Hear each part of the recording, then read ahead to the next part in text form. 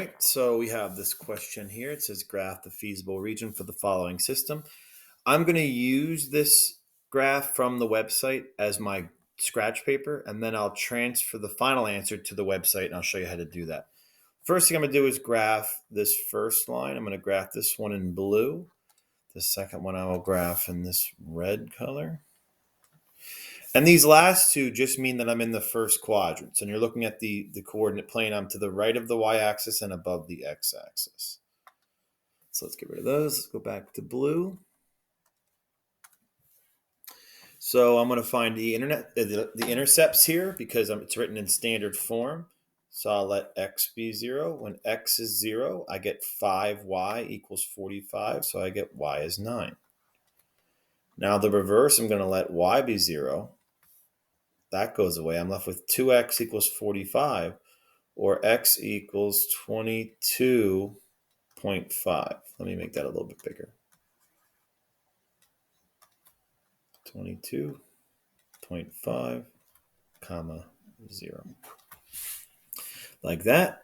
So I'm going to graph those, 0, 9. So here's 10. So just eyeball where 22.5 would be. Here's 20.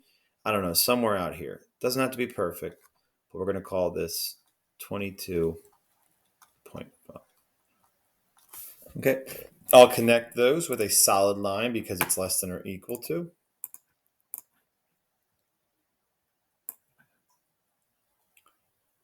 And then when I'm ready to shade, I'm going to shade the side that the origin is on because 0, 0 works in that inequality.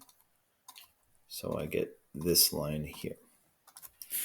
Now let's do the red line.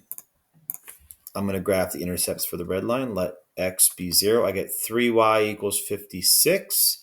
So we'll do 56 divided by 3 to get that. 6 divided by 3. 17.67. So we'll just do 17.7. Let y be 0. I'm left with 7x equals 56. So x is going to be 8 when you divide both sides by that.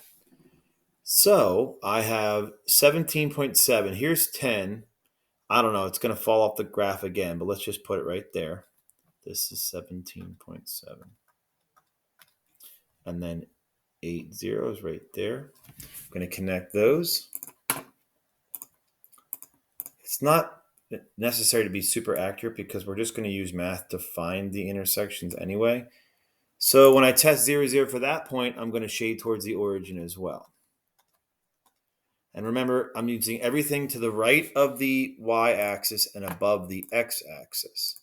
So looking at my feasible region, it's going to be from the origin up to this point, 0, 9, down to this intersection here, down to 8, 0. Don't mind my dog hacking something up next to me. And back to the origin. So there's my feasible region. So looking at that, I have this point here, which is 0, 9. I have this point here, which is 8, 0. I have the origin. Now I need to just find that point.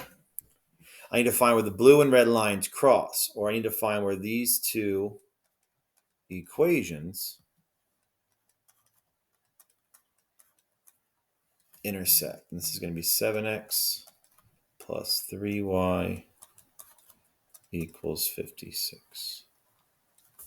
So I'm going to solve the system. So I'm going to have to multiply them both by something to get the same number in front of one of the variables. I will multiply the first equation by -3 and the second equation by 5. I'm using the addition method. So in this case, I'll have positive and negative 15 in front of my y's. So the first guy will distribute that -3. So this is going to be -6x minus 15y equals -135. The next equation is going to be distribute the 5, and we get 35x plus 15y equals 280. Okay, now since I have matching opposite coefficients, I can add these equations together. Negative 6 plus 35, that gives me positive 29x. The 15y, the negative 15y cancel out. Perfect. Negative 135 and 280 is going to give me 145. So to solve for x, I'm just going to take both sides and divide by 29. 145 divided by 29. Hey, I get 5. That's a nice number. X equals 5. So we have the x coordinate of 5. To get the y coordinate, just take 5 and plug it back into either equation. I'll plug it into the first one. 2 times 5 is 10, plus 5y equals 45. 5y equals 35. I subtracted 10, so y equals 7. I divide both sides by 5. So I have my 4 coordinates. 0, 0, 0, 9, 5, 7, 8, 0.